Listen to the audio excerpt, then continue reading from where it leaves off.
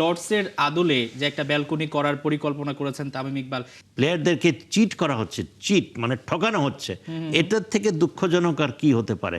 আমার ৩৫ লাখ টাকা তো মেরে দিয়েছেন সরাসরি চুক্তির টাকা, বাকি যে ৩৫ লাখ টাকা সেটা কি দিবেন?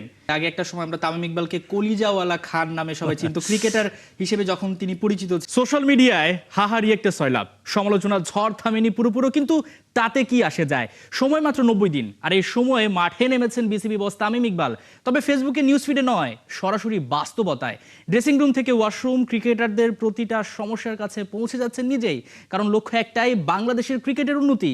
সময় কম, চ্যালেঞ্জ বেশি, তবু থেমে নেই পরিবর্তনের সুর। সমালোচনা আছে, থাকবে, কিন্তু তামিমের চোখ এখন শুধু সবুজ গাড়ি চায়, যেখানে উত্তরটা দিতে হয় পারফরমেন্সে। দর্শক, আমরা আলোচনা করতে চাই তামিম ইকবাল বিসিবির সভাপতি হিসেবে কেমন করছেন, সেই সঙ্গে নাসুম আহমেদ গতকাল রাতে একটা বোমা বিস্ফোরণ করেছেন। এখনও বিপিএল এ তার ফ্রাঞ্চাইজির তরফ থেকে তিনি পুরোপুরি বকেয়াটা পাননি।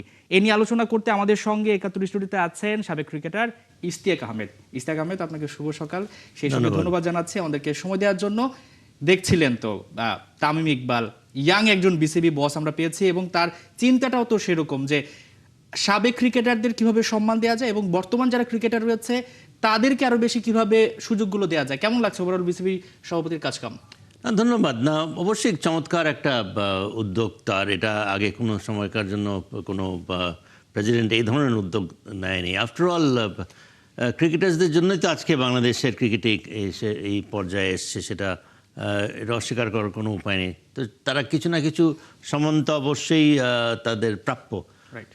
অন্তত তামিম ইকবাল সেটা খেয়াল করেছে এবং সেটাকে তার মতো করে কিভাবে প্লেয়ারদেরকে তার সেই সম্মানটুক দেওয়া যায় সেটা চিন্তাভাবনা আমার মনে হয় যে সবচেয়ে আগে যেটা করেছে, যেটা আমি সত্যিকারের মতো করে প্রশংসা করতে চাই, সেটা হচ্ছে প্লেয়ারদের বেতন বাড়ানো। মেয়েদের উইমেন্স ক্রিকেটারদের ওভারঅল স্যালারি বাড়ানো, তারপরে এটা নিঃসন্দেহে কোনো মানে অবশ্যই ইট ইজ দেয়ার লাইভলিহুড, তাদের ব্রেড অ্যান্ড বাটার। তো সেদিকে সে খেয়াল করেছে।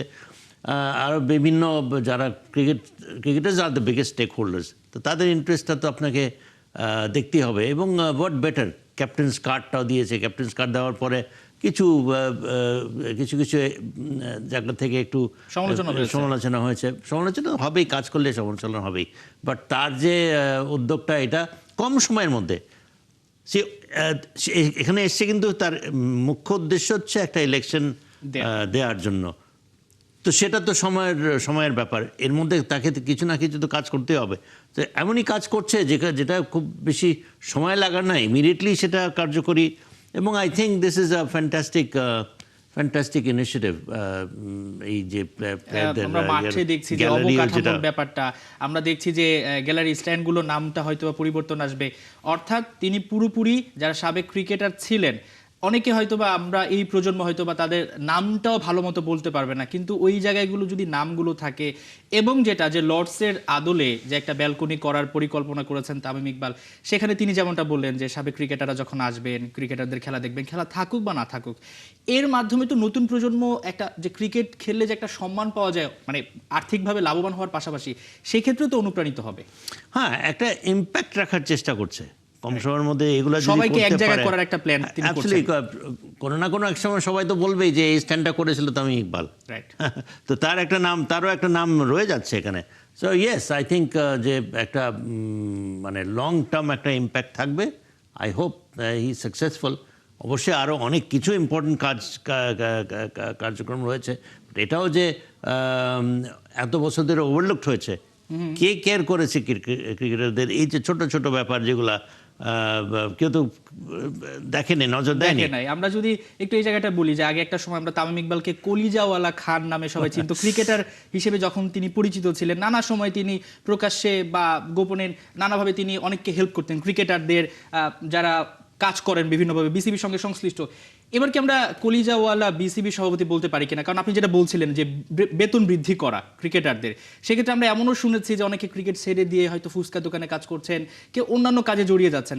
তামিম ইকবাল সেই জায়গাটা বেশি গুরুত্ব দিয়েছেন, এবং আপনি দেখবেন যে ডিপিএল মাঠে গড়ানো নিয়ে অনেক বেশি অনিশ্চয়তা ছিল, সেই ডিপিএলটা কিন্তু গতকাল শুরু হয়ে গেছে।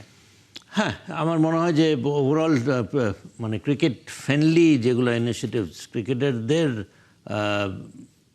জন্য মঙ্গলের জন্য যেগুলা করণীয়, after all this is a full fledged profession হচ্ছে যেটা তাদের ব্রেড অ্যান্ড বাটার, এবং সেটা শুধু নিশ্চিত করা না, আমার মনে হয় যে লং টার্ম একটা চলি এটার জন্য একটা এরকম মন মানসিকতা লাগে। তো সেটা তার খেলার সময় সেটা দেখিয়েছে। এবং এইসব কি বলে হিউম্যান বলি আমরা যদি ইংরেজি শব্দটা ইউজ করতে হয়, তার মধ্যে এই বড় একটা গুণ রয়েছে। এটা স্বীকৃত, অনেকেই বেনিফিট হয়েছে, যেটা আমরা শুনি, যেটা আমরা দেখেছি। সুতরাং আর এগুলা তো হচ্ছে গিয়ে তার নিজের উদ্যোগে, তার নিজের পকেট থেকে তার নিজের পয়সা করেছে। তো এটা করছে বিসিবির থ্রু দিয়ে, এবং করছে কাদেরকে যারা ডিজার্ভ করে। তো I think so far so good. আমরা যেটা দেখছি যে প্রায় যদি বলা হয় 100 ভাগের মধ্যে 90 ভাগই হচ্ছে ক্রিকেটারদের সুযোগ সুবিধা কিভাবে বৃদ্ধি করা যায়, তিনি সেই কাজগুলো সবার আগে করছেন, এবং এর মাধ্যমে ক্রিকেটাররাও কিন্তু উপকৃত হচ্ছেন। তারা এখন সাহস পাচ্ছেন যে এটাকে পেশা হিসেবে নেয়ার জন্য। আমরা যদি বলি যে অনেকে আসলে যেটা বলছিলাম যে ক্রিকেটটা ছেড়ে দেওয়ার মানসিকতায় ছিলেন, অনেক সময় লিগটা না হলে তো সেটা হয়। আমরা যদি একটু বলি যে তার এই যে কাজগুলো, তিনি একটা কথা বলছিলেন যে হয়তো বা সোশ্যাল মিডিয়াতে সবাই হা হা দিবেন কিংবা লাভ, সেটাতে তিনি খেয়াল করেন না, তিনি কাজটা করে যাচ্ছেন। তারপরও তার সমালোচনা তো করার জন্য অনেকে অপেক্ষা করে আছে, এই ব্যাপারটাকে কিভাবে দেখছেন? দেখেন, কাজ করলে সমালোচনা হয়, সমালোচনাকে ভয় পেলে আপনি কোনোদিন এগোতে পারবেন না। আপনি দেখেন এখন বর্তমানে ইন্ডিয়ান ক্রিকেট এমন একটা পর্যায়ে এসছে, সেটার অনেক কারণ আছে। একটা হচ্ছে ডোমেস্টিক ওভারঅল স্ট্যান্ডার্ড এমন একটা পর্যায়ে গেছে, কিন্তু সবচেয়ে বেশি লক্ষণীয় হচ্ছে যে প্রত্যেক ইন্ডিয়ান প্লেয়ার যারা ডোমেস্টিক ক্রিকেট খেলে, তারা আজকে সবচেয়ে ওয়ার্ল্ডের ক্রিকেটে সবচেয়ে সচ্ছল অবস্থায় আছে। এই জন্য যে তাদের অ্যালাউন্সেস, তাদের যে রেমিউনারেশন যেটা দেওয়া হচ্ছে, বেস্ট ইন দ্য ওয়ার্ল্ড। তো ক্রিকেট বোর্ড কি দেখেছে, কি লক্ষ্য করছে তাদের কিসের উপরে নজর দিয়েছে? প্লেয়ারদের বেনিফিটের উপরে নজর দিয়েছে। পুরনো প্লেয়ারদেরকেও আপনার মনে হয় গ্র্যাচুইটি এবং পেনশন ফান্ডসেরও ব্যবস্থা করা হয়েছে, প্রভিডেন্ট ফান্ডেরও ব্যবস্থা করেছে। তো আমার মনে হয় যে এটা this is a beginning. Tamim Iqbal যে একটা উদ্যোগ নিয়েছে, সেটা যেন এটা বজায় থাকে। ইট ইজ দ্যাট শুধু তার টেনিওরের সময় 3 মাসের জন্য না, একটা long I mean sort of permanent একটা সলিউশন, পার্মানেন্ট একটা অ্যারেঞ্জমেন্ট যেন হয়।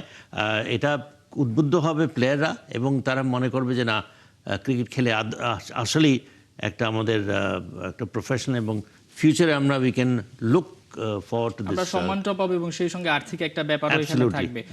এগুলোর বাইরে কিন্তু আমরা এরকম কি কখনটা দেখেছি কিনা যে বিসিবির সভাপতি নিজেই দুর্নীতিটা ধরছেন, নিজে ঘুরে ঘুরে সবকিছু দেখছেন? আপনি দেখে থাকবেন যে এর আগে যখনটা হয়েছে যে যারা আসলে ক্লিনার বিসিবির, তাদেরও টাকা মেরে দিচ্ছে বিসিবিরই লোকজন। তারা হয়তো বা বেতন পাবে প্রতিদিন 650 টাকা, কিন্তু তারা পাচ্ছে 300 বা 350 টাকা। বাকিটা কিন্তু যারা মধ্যস্থতাকারী বিসিবির লোক, তারাই কিন্তু নিয়ে নিচ্ছেন। সেই জায়গাটাও কিন্তু তামিম ইকবাল সরব হয়েছেন এবং উদ্যোগ নিয়েছেন যে এখন থেকে সরাসরি তাদের বেতনটা ঢুকবে ব্যাংক অ্যাকাউন্টে। এই যে স্বচ্ছতার জায়গাটা, এটাও তো একটা দারুণ যদি বলি প্রশংসার ব্যাপার। Yes, transparency at every level, unfairness যেন না হয়, এবং কেন ঠকবে যারা ডেলি বেসিসে যারা কাজ করবে, যদি পেরোলে থাকে, তাহলে why should be they deprived of the rightful earnings? তো আমার মনে হয় এটাও ফ্যান্টাস্টিক একটা চমৎকার। আমি মনে করি যে it just speaks of his fair mind. I hope এটাও যেন কার্যকরী হয়। নিঃসন্দেহে শুরু করাটা সহজ, এটা বজায় রাখা এবং এটার কন্টিনিউটিটা ইজ নট ভেরি ইজি। এই যে ডিপিএলটা শুরু হলো, 6টা ভেন্যুতে খেলা করাচ্ছে 12টা দলের, এবং তামিম ইকবাল যে জায়গাটা এগুলো ভুল হচ্ছে সেটা কিন্তু তিনি স্বীকার করে নিচ্ছেন। আমরা একটা সময় দেখতাম যে নানাভাবে অস্বীকার করা, বা যেটা আমরা খালি চোখে দেখছি যেটা ভুল, তারপরেও কেউ সেটা স্বীকার করতে চাইতেন না। ইগোরও একটা জায়গা থাকতো, বা আপনার বোর্ড পারছে না, ব্যর্থতা, সেই জায়গাটায় কিন্তু তামিম ইকবাল ক্রিকেটার বান্ধব তো হচ্ছেনই, সেই সঙ্গে স্বীকার করে নেওয়ার যে ব্যাপারটা, এটাও তো ক্রিকেটারদের মানসিকভাবে একটু এই জায়গাটায় শান্তি দিবে যে না, আমাদের এমন একজন বিসিবি প্রেসিডেন্ট পেয়েছেন, তিনি নিজেও ক্রিকেটার ছিলেন, এবং তার তরফ থেকে আমরা মেসেজগুলো পাচ্ছি। হ্যাঁ, স্বাভাবিকভাবে যেহেতু সে ক্রিকেটার ছিল, সে নিজে দেখেছে অ্যাডমিনিস্ট্রেশনের তরফ থেকে কী কী ভুল হয়েছে, কোথায় কোথায় ল্যাপসেস, কোথায় কোথায় ঘাটতি ছিল প্লেয়ার থাকতে, নিশ্চয়ই সে সমালোচনা করেছে। এখন সে সেই জায়গায় আছে অ্যাডমিনিস্ট্রেশন, তো সে চাইবেই নিশ্চয়ই যে এমন কোনো কিছু সে যেন তার সময় যেন না করা হয়। যাতে করে সে সমালোচিত হয়, এবং সমালোচনা হবেই। আর আমাদের মিডিয়া একটু বেশি তৎপর এসব ব্যাপারে, সুতরাং সে এটা ভালো করেই জানে। তা আমার মনে হয় যে sure, I mean he should leave no stone unturned, কোনো রকমের ফাঁক না রাখাটাই তার জন্য কাম্য। আর পার্টিকুলারলি এই 3 মাস যখন সেও তো কন্টেস্ট করবে, তো এখানে মার্জিন অফ এরার খুব বেশি থাকার উচিত হবে না তার। So he should be particular, and also সে নিজেও জানে যে নাও ইজ দ্য টাইম, যে পজিটিভ ইম্প্যাক্ট সে যদি রাখতে পারে এভাবেই। কারণ সে যেটা এখানে এসে আমরা বলি না কনফ্লিক্ট ইন ইন্টারেস্ট, সে নিজেও প্রেসিডেন্ট, নিজেও ইলেকশন করবে, অ্যান্ড এইসব কাজ করে সে যদি একটা মানুষের মধ্যে পজিটিভ, সবাই কিন্তু তাকে চাইবে। সে এখন প্রেসিডেন্ট হয়ে যদি অন্য সুবিধা নিয়ে যদি সবাইকে যদি প্রভাবিত করার চেষ্টা করে, দ্যাট ইজ নট রাইট। তার কাজে কর্মে সে যদি মানুষের রেসপেক্ট, মানুষের সাপোর্ট, মানুষের ভালোবাসা সে যদি আদায় করতে পারে, and then goes on to win the election, that will be, আমি মনে করি যে ডিজার্ভিং ভিক্টরি। জুন মাসের 7 বা 6 এই তারিখের মধ্যে নির্বাচনটা হবে, এবং ইলেকশন যে কমিশন সেটাও কিন্তু গঠিত হয়ে যাবে, যেটা হচ্ছে গতকালের যে একটা বোর্ড মিটিং হয়েছে সেখানে কিন্তু সিদ্ধান্তটা এসেছে যে 3 জন এখানে কমিশন আসবেন। তো সেক্ষেত্রে চ্যালেঞ্জটা তামিম ইকবালদের কোন জায়গাটায় থাকবে? যেহেতু তারা মোটামুটি 1 মাস পার করে ফেলেছেন, আর 2 মাস আছে, বেশ কিছু কাজও তারা হাতে নিয়েছেন যেগুলো হয়তো একটা লম্বা সময় ধরে করতে হবে। সেই কাজগুলো কোনোভাবে কি থেমে যাবে কিনা ইলেকশনের জন্য? ওভারঅল চ্যালেঞ্জটা কোন জায়গায় দেখছেন তামিম ইকবালদের? আমি মনে করি যে he should set an example সবার। সে তাকে সুষ্ঠুভাবে যে কোনো কাজ, নট জাস্ট দিস ইলেকশন, যে কোনো প্রেসিডেন্ট তার মিশনে সাকসেসফুল হতে গেলে তাকে একটা টিম তৈরি করতে হবে। 10 জন 12 জন যে কজন আছে সবাইকে একত্র মিলে একটা টিম হিসাবে হি শুড প্রসিড। সবার রেসপেক্টটা তাকে অর্জন করতে হবে।